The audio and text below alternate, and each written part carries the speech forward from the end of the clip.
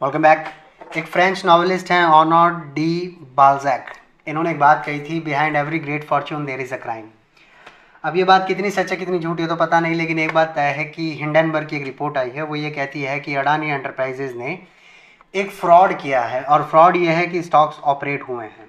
मैं किसी को क्लीन चिट नहीं दे रहा, ना ही मैं किसी पर सवाल उठा रहा हूँ, लेकिन मैं ये ज़रूर बता रहा हूँ कि अगर आप हिंडनबर्ग की रिपोर्ट पढ़ेंगे पूरी पॉइंट वाइज, हिंडनबर्ग कहता है हमने 2 साल के अंदर ये तैयार की है, और अगर आप उसको दिमाग लगा के पूरा टाइम देके पढ़ेंगे तो आप पाएंगे कि रिपोर्ट फ्लॉलेस है। रिपोर्ट में आप ऐसा कोई फ्लॉ नहीं ढूंढ सकते कि ये रिपोर्ट फर्जी है, या रिपोर्ट के अंदर आप क्रॉस क्वेश्चन का मौका नहीं ढूंढ सकते।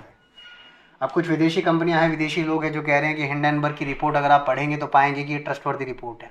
हिंडनबर्ग का ट्रैक रिकॉर्ड ये कहता है कि एक इलेक्ट्रिक व्हीकल कंपनी है, टेस्ला के सामने निकोला करके एक कंपनी थी। निकोला के हेड थे ट्रेवर मिल्टन।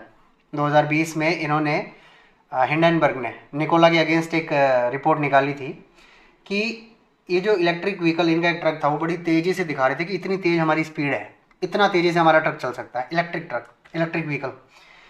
तो हिंडनबर्ग ने रिपोर्ट पब्लिश की कि ये फर्जीवाड़ा कर रहे हैं जनता के साथ, ऐसा इतना स्पीड नहीं है इनके ट्रक का, ये एक्चुअली ट्रक को ढलान पर चला रहे थे जिससे इसकी स्पीड नज़र आ रही है।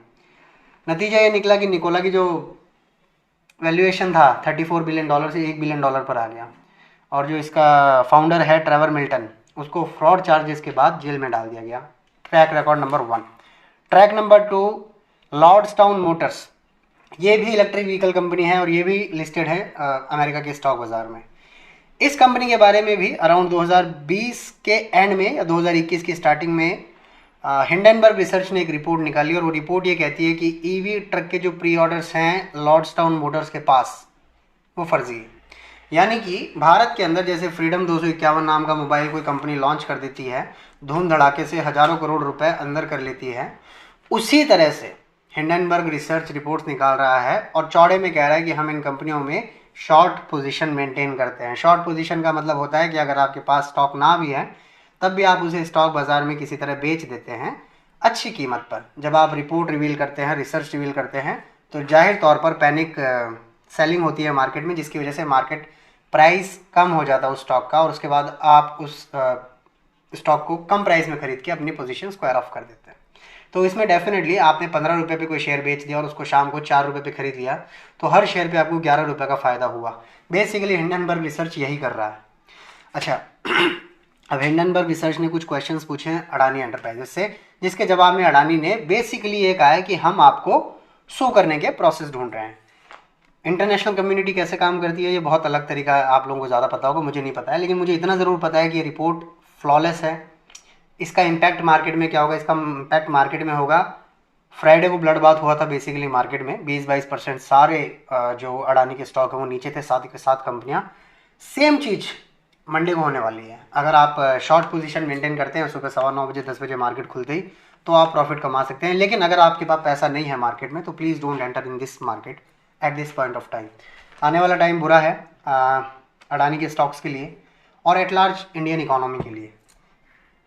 पिछले कुछ सालों से इंडिया का जो मार्केट है वो काफ़ी पम्प्ड अप है, स्टॉक एक्सचेंज।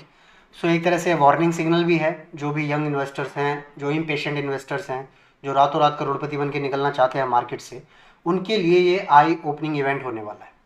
क्योंकि जिस तरह की रिपोर्ट है, जितनी डेप्थ के साथ एनालिसिस किया है इस रिपोर्ट में, अगर कोई और देश होता, मतलब लिटरली आप किसी भी पार्टी के समर्थक हो, लेकिन आप इस चीज़ को नज़रअंदाज नहीं कर सकते कि कई देशों में जब ये पैनामा पेपर्स की बात आई थी तब रेजिग्नेशंस हुए थे। कई बड़े देशों ने टैक्स हेवन के अंदर अपनी ऑफशोर अकाउंट्स या शेल कंपनीज के अकाउंट्स के नाम पर जब नाम आ गया था रिपोर्ट में, रेजिग्नेशंस हुए हैं, अरेस्ट्स हुए हैं।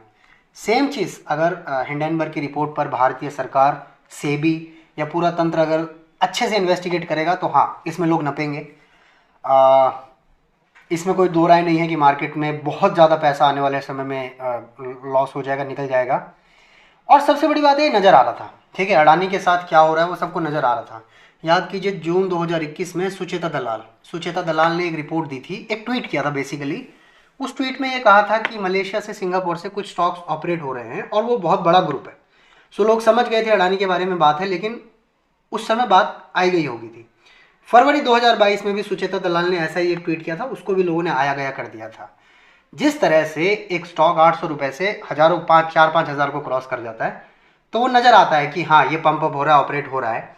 और इसी सब के बीच में, इसी इक्वेशन में अगर नाम जुड़ा है केतन पारेख का।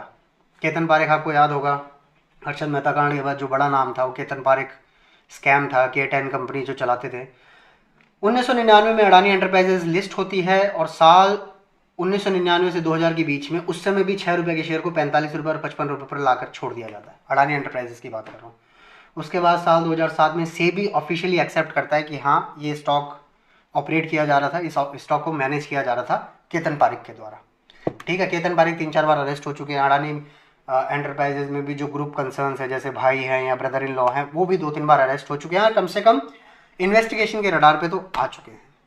So please be careful in this market. बहुत ज़्यादा वॉलेटाइल टाइम आने वाला है, लोग नपेंगे, अरेस्ट होंगे, या तो सरकार अपना सारा पॉलिटिकल विल लगा के इस इशू को दबा देगी। और अगर ये इशू नहीं दबा तो मोस्ट प्रॉब्ली जिस तरह से इंडिया में सेबी काम करता है, जिस तरह से इंडिया में स्टॉक एक्सचेंज काम करता है, वो प्रारूप हमेशा के लिए बदल जाएगा। जय हिंद।